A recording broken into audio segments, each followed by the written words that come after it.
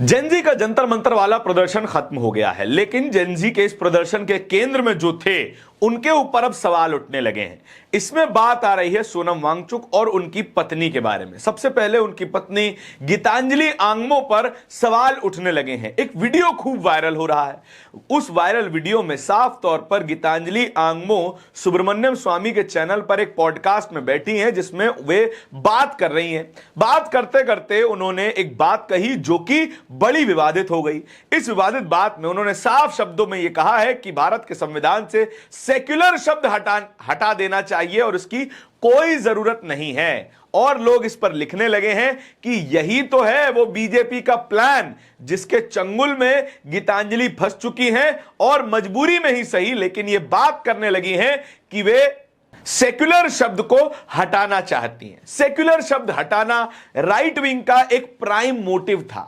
Secular शब्द को इंदिरा गांधी की सरकार में भारत के प्रियम्बल में, भारत के संविधान के प्रियम्बल में जोड़ा गया था। सेक्युलर माने कि तमाम धर्म बराबर है, तमाम धर्मों की अपनी अपनी बराबर की जगह है, हर कोई अपने धर्म को प्रैक्टिस करने के लिए आजाद है, उसके साथ साथ अपने धर्म का प्रचार प्रसार करने के लिए आजाद है। और इसी सेक्युलर शब्द से आरएसएस को, बीजेपी को और तमाम राइट विंग को बड़ी नफरत है। उनके लिए सेक्युलर शब्द किसी गाली से कम नहीं है। सेक्युलर कह करके वे बहुत सारे लोगों को गाली के अंदाज में संबोधित भी करते हैं कि तुम तो सेक्युलर आदमी हो, तुम तो सेक्युलरवादी हो, वगैरह वगैरह की बात की जाती है। लेकिन गीतांजलि का यह बात कह देना बड़ा अटपटा सा लगता है, क्योंकि उनकी और उनके पति की इमेज इससे पहले ऐसी नहीं हुआ करती थी, या फिर यह इमेज अभी तक सामने नहीं आई थी। गीतांजलि पर यह तमाम इल्जाम लग रहे हैं कि वे आरएसएस के इशारों पर यह तमाम बातें कह रही हैं। क्यों? क्योंकि उनके ऊपर प्रेशर बहुत ज्यादा है। सोनम वांगचुक को इससे पहले लद्दाख में हुए वायलेंस के आरोप में एनएसए लगा करके लंबे समय तक जेल में रखा गया। जब वे बाहर आए तो फिर उन्होंने लद्दाख के 6th शेड्यूल की मांग भी कम कर दी।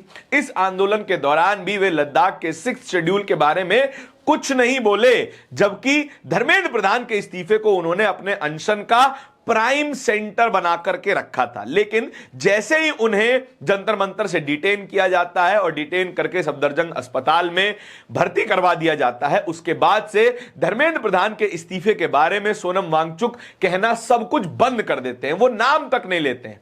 अपने मैसेज में, जो लिखित मैसेज उन्होंने जनता के लिए जारी किया था, उसमें भी सोनम वांगचुक धर्मेंद्र प्रधान के इस्तीफे को प्राइम सेंटर नहीं बनाते हैं और कहते हैं कि धर्मेंद्र प्रधान के इस्तीफे को कंसिडर किया जाना चाहिए, यानी कि यह उतनी जरूरी मांग नहीं है जितनी की बाकी मांगे हुआ करती थी।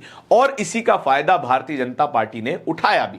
पहले सीजेपी की 2 मांगे मान ली गई कि चलिए हम किसी पर केस नहीं लगाएंगे, जो लगे हैं केस उनको वापस ले लेंगे, और जिन बच्चों ने सुसाइड किया है उन बच्चों के परिवारों को 1-1 करोड़ रुपए की आर्थिक मदद भी कर देंगे। ये 2 मांगे मान ली गई। उसके बाद अगली ही रात को सोनम वांगचुक का अनशन तोड़वा दिया गया। जेपी नड्डा और जितेंद्र सिंह अस्पताल पहुंचते हैं। जब उन्हें सफदरजंग अस्पताल से शिफ्ट करके गुरुग्राम के मेदांता अस्पताल में भर्ती कर दिया गया था, वहां पर पहुंचते हैं। वहां जाकर के रातों रात बातचीत होती है और तब भी कोई आश्वासन नहीं लिया जाता है। यह कह दिया जाता है कि आपकी 2 मांगे मान ली गई हैं, और 2 मांगों में से धर्मेंद्र प्रधान के इस्तीफे की मांग नहीं थी। लेकिन तब भी सोनम वांगचुक अपना अनशन तोड़ देते हैं, और वो भी जेपी नड्डा के हाथ से जूस पी करके तोड़ते हैं। यहीं पर सवाल आता है कि जेपी नड्डा के हाथ से क्यों? जिसके खिलाफ आप लड़ रहे हैं उसी के हाथों से आपने अपना अनशन तोड़वा लिया, जबकि ना कि धर्मेंद्र प्रधान उनसे मिलने आए और ना ही देश के प्रधानमंत्री नरेंद्र मोदी उनसे मिलने आए। तब भी जेपी नड्डा के हाथ से आपने अनशन तोड़वाना स्वीकार कर लिया। यहां पर भी सवाल उठे। उसके बाद उन्होंने एक वीडियो भी जारी किया कि धर्मेंद्र प्रधान के इस्तीफे की बात कहां चली गई। फिर जब धर्मेंद्र प्रधान का इस्तीफा हो गया, उसके बाद यह वीडियो सामने आया। और एक बात और इसमें जोड़ी जा रही है।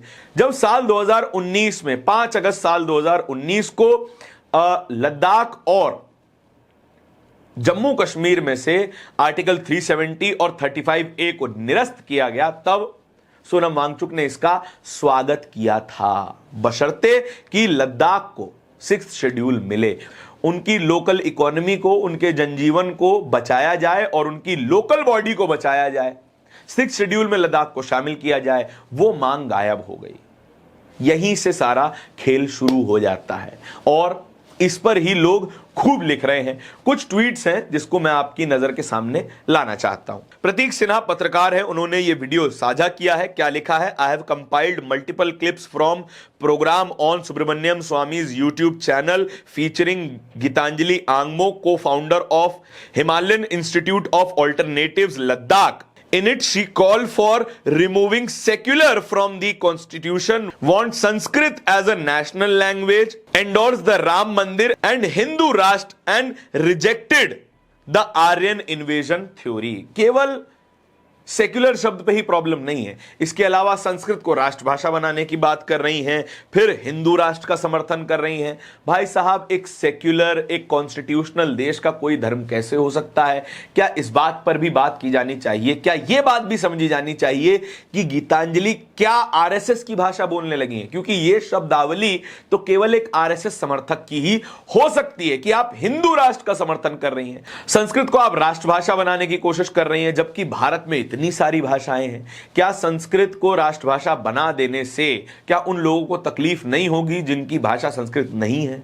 वे तमिल बोलते हैं, तेलुगु बोलते हैं, मलयालम बोलते हैं, बांग्ला बोलते हैं, असमीज बोलते हैं, नागा बोलते हैं, गुजराती, पंजाबी, तमाम भाषाएं, लद्दाखी बोलते हैं, कश्मीरी बोलते हैं, तमाम भाषाएं। हमारे पास भाषाओं की कमी नहीं है, लेकिन तब भी एक भाषा का समर्थन करना, एक धर्म वाले राज्य का समर्थन करना क्या भारत के कॉन्स्टिट्यूशन के खिलाफ नहीं है? क्या यह वही बात नहीं है जो विनायक दामोदर सावरकर बहुत पहले किया करते थे? इसके अलावा डॉक्टर मुकेश कुमार ने भी यही वीडियो साझा करते हुए, कोट ट्वीट करते हुए लिखा है, सोनम वांगचुक की पत्नी गीतांजलि आंगमो को सुन लीजिए, पूरी संगी वाली भाषा है, संविधान में से सेक्युलर शब्द हटाने की बात भी कर रही हैं।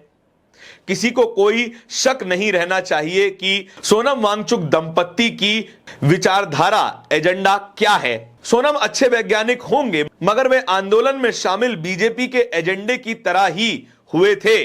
उपराज्यपाल के द्वारा विश्वास किए जाने वाली बात मुंह से निकल गई थी, जिसके बाद वे बेनकाब हो गए थे। साफ तौर पे लोग सोनम वांगचुक और उनकी पत्नी को आरएसएस की लाइन पर चलने वाला बता रहे हैं, और यह बात शायद इस देश के जेनजी युवा को समझ नहीं आने वाली है। खैर, आपके इस पूरी खबर के बारे में क्या विचार है, कमेंट सेक्शन में बता जरूर दीजिएगा। इस तरीके की और भी खबरों को देखते रहने के लिए बोलता हिंदुस्तान को सब्सक्राइब भी कीजिएगा। बहुत बहुत शुक्रिया।